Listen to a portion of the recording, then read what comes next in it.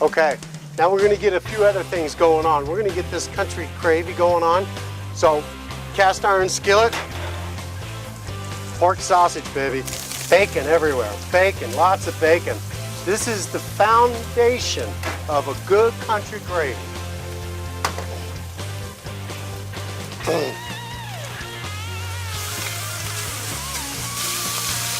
So when I break up the sausage like this with my whip, it just has little balls of sausage everywhere. Just really lightens up the flavor. Okay, that's cooking. Let's check the chicken. Let's rotate this chicken.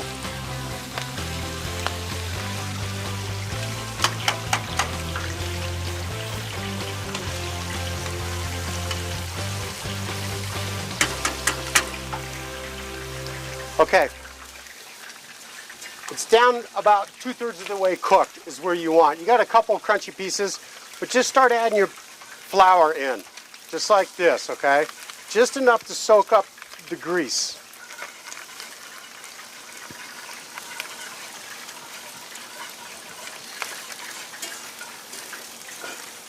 And if you think you got too much grease in there, go ahead and drain a little bit out, because when you put the flour in there and you're trying to make a roux, and you start adding milk, the thicker the roux, the more milk you're going to have to add. So that's why I just go ahead and cook the roux down, and I only add a little bit of flour to it.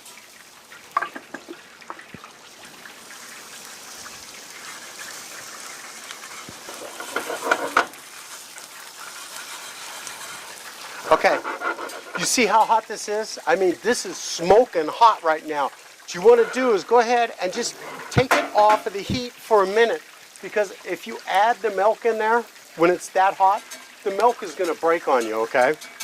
Add a little bit of milk. Just put a little bit in there. It's called tempering. I'm sure you guys have heard of that before. Just temper it. You see how thick it just got? Now you're just going to go ahead and add the rest of your milk in there.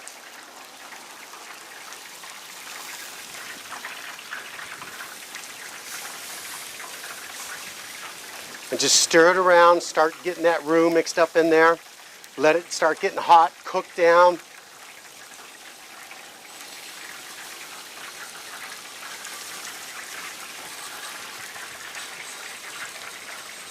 Okay, let's set this here and let that get heated up a little bit more. Chicken.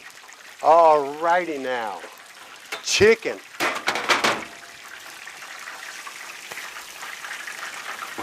Start pulling it out.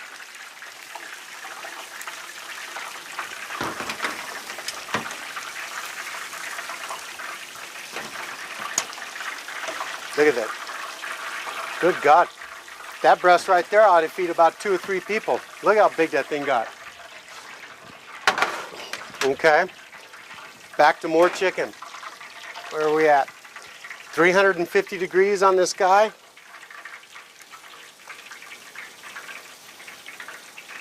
See how thick this batter is getting? So you got to really shake it off, okay, guys?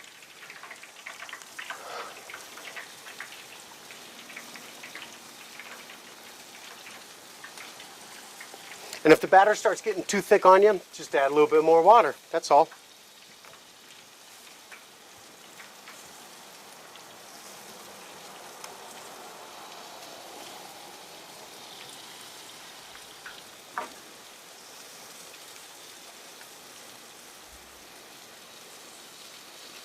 There we go. More chicken.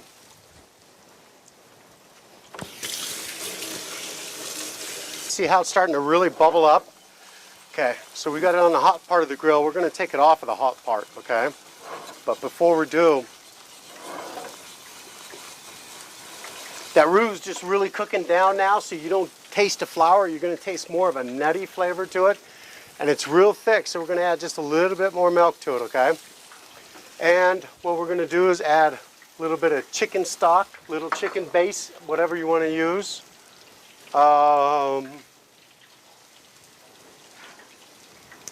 And just a little bit of garlic salt. Just a little bit of garlic salt. And just a pinch of sage. You can use fresh sage if you want to, okay?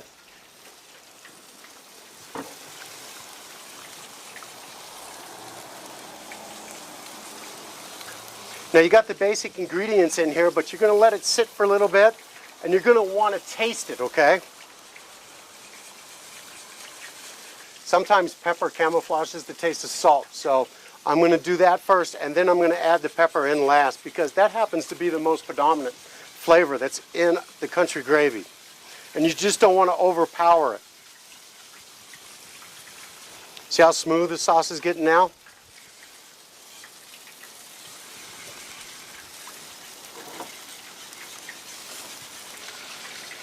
Okay, now we're going to taste.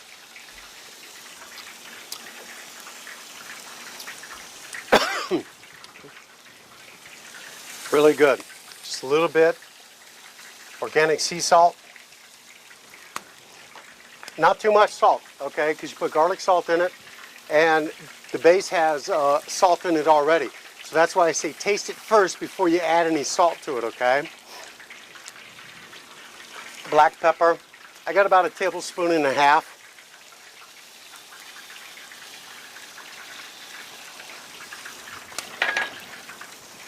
Y'all remember, it's easier to add in than it is to ever try to take out, okay?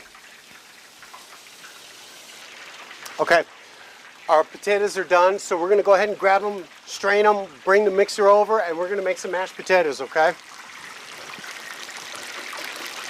There we go. Gently.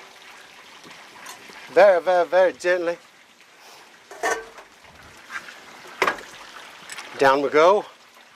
Now the mashed potatoes are something that we used to do at one of the hotels I worked at, the Excalibur. Go ahead, get your, look at, when I watched this Master Chef program, this lady put nutmeg in her pasta. There's certain things you just don't fool with, and that's one of them. And it's like trying to sing a rendition of Whitney Houston's songs. You can't do that, nobody can, so don't try. So add a little bit of nutmeg into the mashed potatoes.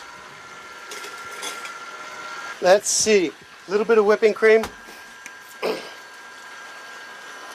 just to make them rich. That's all we're going to do. Okay? And then get the rest of your milk out. Crank that puppy up. Put a little bit of salt in there.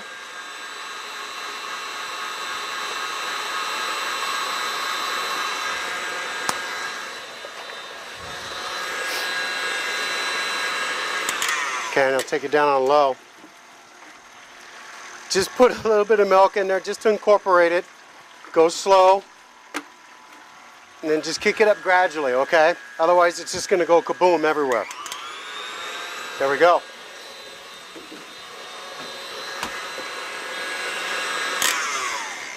All right, let's check this out.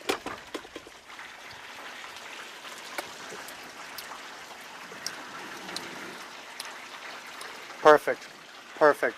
Now when you put pepper into your potatoes, try to use white pepper, please. It's going to be the best thing for you to be able to keep a nice white color to the potatoes. You don't want to see a bunch of black freckles in it, you know? See how they stick to a peak? See that? That's what you're looking for. Okay, that's a done deal. I'm going to set these right off to the side because we're on the home stretch here, folks. We are really, really on the home stretch. Fresh green beans, you know how to pick them and blanch them and put them in an ice bath, cool them down. So I didn't want to have to go through all that and show you guys. So let's just sit there and let them drain for a minute. Clean up my mess because boy did I make a mess, huh? Let's check our chickens.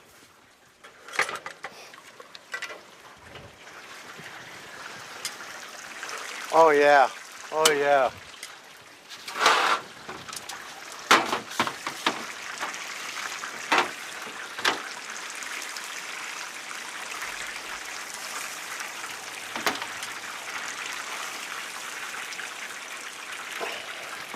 That breast right there ought to feed about 2 or 3 people. Look how big that thing got.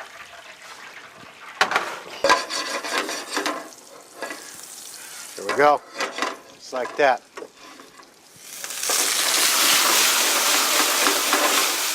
All right.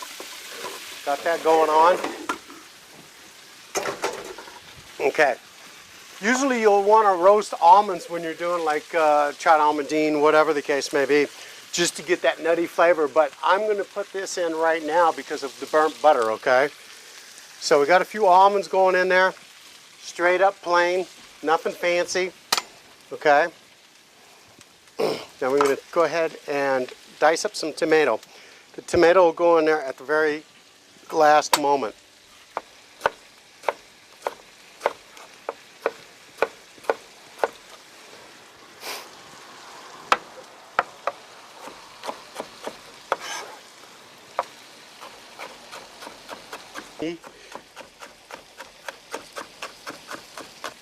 Because you don't.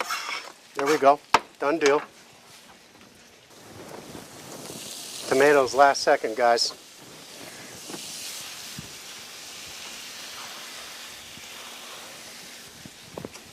There we go. Okay. We're about ready to start putting everything up on platters for you.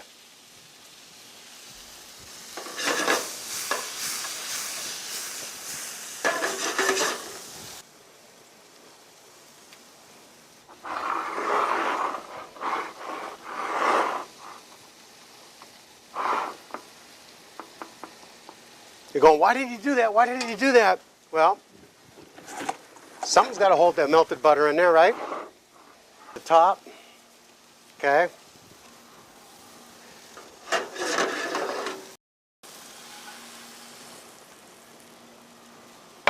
There's our green beans. A little bit of almonds on top for the garnish.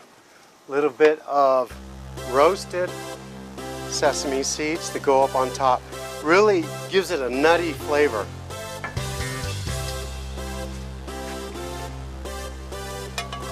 And more platters.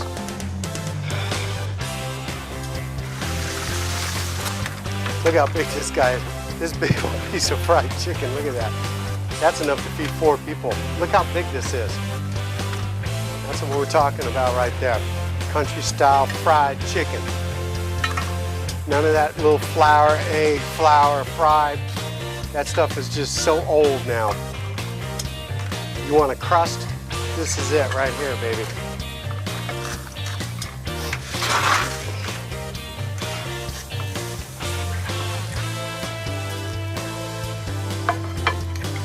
Put this one here like that. This one up over here. Ooh.